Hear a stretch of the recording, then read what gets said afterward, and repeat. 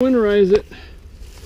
Okay, we are winterizing a 2011 Winnebago Itasca Sunova, and what we're going to do is we're going to blow the air line, or blow the water out of the water lines. Yeah, we're going to blow the water lines out with air is what Papa was trying to say. And they say maximum 30 psi. So what I've done here is I put it at 30 at first, and then when I looked at my gauge, it was only about 20. So what I did is make sure that there's 30 at the line. I added this tire pressure gauge here, and you can see as I keep holding it down, it actually goes up to 30 psi. So I know I have 30 at the line now. So I can take that off. And all we do is just add it right here to our water for flushing, or where we add actually the city water. Actually, that's where the air goes in. What we're going to do is we're going to, you can hear it. And what we're going to do is we're going to let that drain for about 5 minutes. Timer.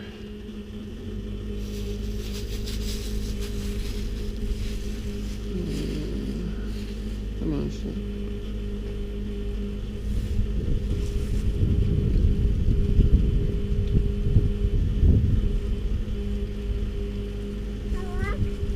Yep. Now we're going to walk around, okay? Now also what I've done before I did this, before I actually added the air, and I'll walk around and I'll show you. You can see here, right on the inside underneath our bed is our drain valve, and I'll show you where that's at. But that's where you can see the water is all wet, or I mean the ground is all wet here, and that's where the water drained out. Yeah, it's very wet, right, sweetie? Very wet. Yeah. Okay, we're gonna show you now. Walk around, show you what we did on the other side. Let's go, sweetie. You gonna help Papa? Okay, come on. You can see here what we did too before we added the air is we actually drained our plug, opened up our plug for our hot water heater, and that's right here at the bottom. You can see it gurgling because the air is going out and it's purging all of the water out of the hot water heater. I always carry one of these wrenches. It's a 15/16 wrench. Yeah, the water's coming out here, sweetie. Yeah. And I always just leave that right in the compartment, so I always know where it's at. Other thing you want to do is make sure that you take the ice maker hose and disconnect that, so in case there's any water left in your ice maker, you want that out too. And again, you can see it gurgling. That's the air pushing it out of the air lines. That's water. Okay, sweetie, I got to go on the inside now and show them what we did on the inside too, okay? Okay. You gonna stay out with Nana? You gonna stay with Nana? Okay, come on. You can come up with me. Come on. Up. Get easy. Okay. The other thing we did here is in our... What? No, the pump is not on. No, I turn it off, but it runs more water when you do it. Yeah, but you're not supposed to. You're supposed to leave the pump off. Anyway, this drain, we opened up the drain valve there. And the only other one in this version is in the showers. You can see the valve here is opened up so that we can drain that. You want to make sure that you have anything catching the excess water. And the last thing I'll show you is where we drain our water from. And it's right underneath the bed here. You can see that yellow handle there. Just make sure that that's in line with the hose, and that's open, and that means that all your valve is open. You want to drain that too. And that's pretty much it. All I got to do now is just wait for 5 minutes or so, make sure that it's all purged out. It's probably already done within the first minute or so. Okay, sweetie, you want to go outside? Okay, let Papa carry you. You ready? Watch your hand. Okay.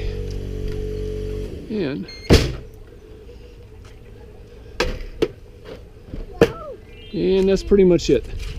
I said I'll let it just gurgle for a couple more minutes. Yeah, don't get wet, sweetie.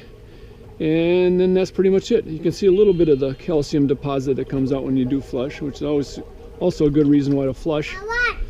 Other than that, that's pretty much it. And then what we'll do is the only thing that's left after this The only thing that's left after we purge the water, we'll just close everything back up, and then we will add a cup of RV antifreeze down each trap.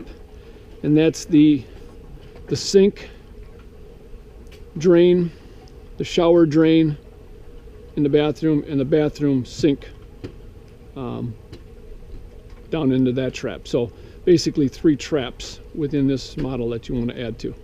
And that's pretty much it. All right.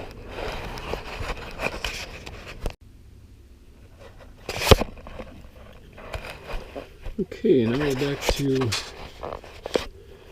pouring the antifreeze. And again, this is RV safe antifreeze for recreational vehicles, watercraft, and so on and so forth. I got measured off here. This is 8 ounces. Measured that before time. Make sure you use something disposable, obviously. But what we're just going to do is I'm going to pour this down so it sits in the trap. This is our sink. Okay. I'm going to go into the bathroom. Do the same thing here. 8 ounces. Just into the sink.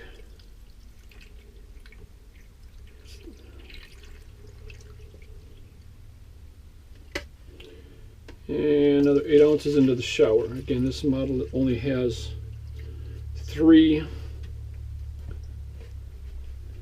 traps in it, water traps. Oops.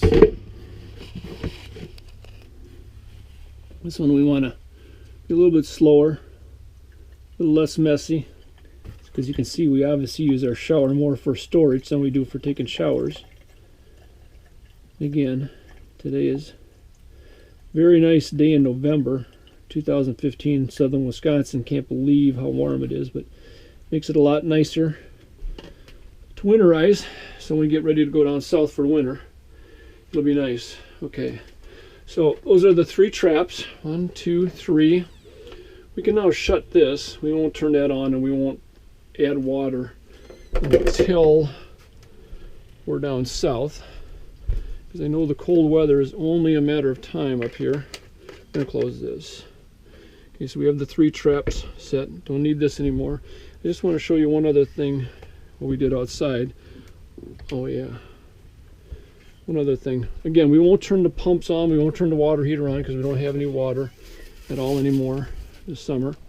But what I do need for later is we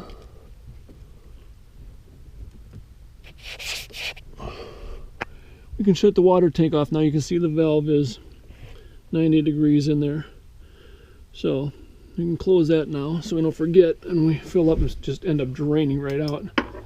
Okay, then we're going to go outside and show you a couple things out here.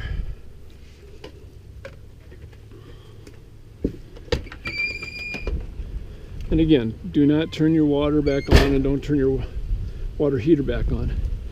Okay, the only other thing I did out here now is I tightened this back up, the ice maker. I connected that again. I added some new Teflon down here to the drain plug. Put that back in place. I'll just close that up in a little bit. Again, like I said, I always leave this right here. It's a 15/16 wrench. That's the way I know where it's at. It's just an extra one. And then again, when we go to the other side, at the sewage, I just want to show you, this is, I just left this here, though this was, again, turned into the freshwater inlet. And I made this up, I seen this online. You just add a female, I think it's a 1/4 inch nipple inlet, and then you add that to, they sell these plugs in the hardware store. So this will screw right into your water line, and then the nipple screws right into this thing.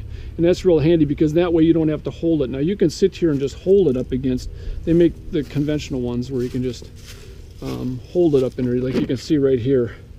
But who wants to do that for 5-10 minutes? So I just figure make one of these up. It's a lot easier.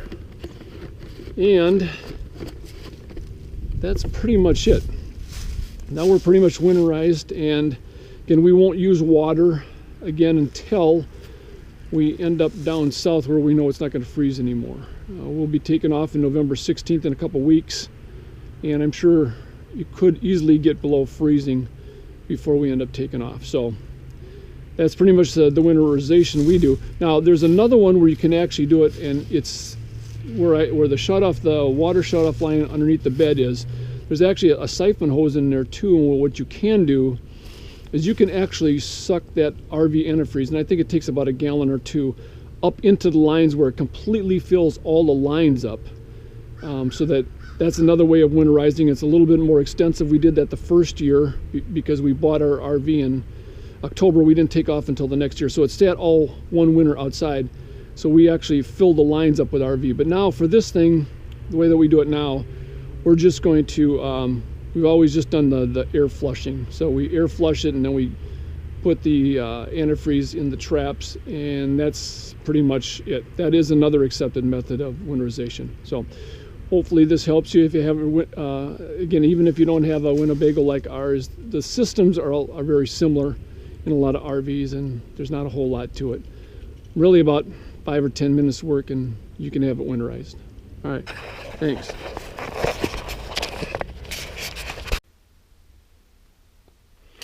The nice thing about doing videos and reviewing them is you realize sometimes what you forgot. It's very important. One last thing in winterizing is that you remove all water filters that you have. And we do have one under the sink right here. And take it from me, it looks just like this.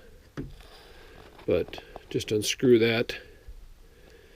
And make sure that, and what I did is I just tipped it upside down in a cup and just shook it out, and that usually makes all the water come out of it if you're going to reuse it. But make sure that you do remove that, because we did make the mistake one year of not doing that. Water was in there, it was frozen, it broke, and the first time I went to turn the water on, my wife started yelling that we had a water leak somewhere, and that's where it was. So make sure you do that.